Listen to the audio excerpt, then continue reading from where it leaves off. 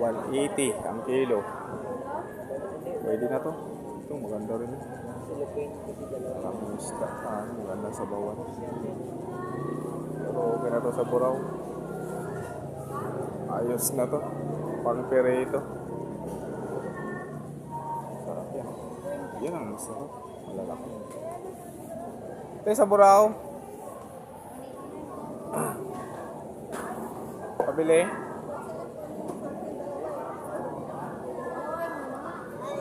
$150 lang te, Burao. 150.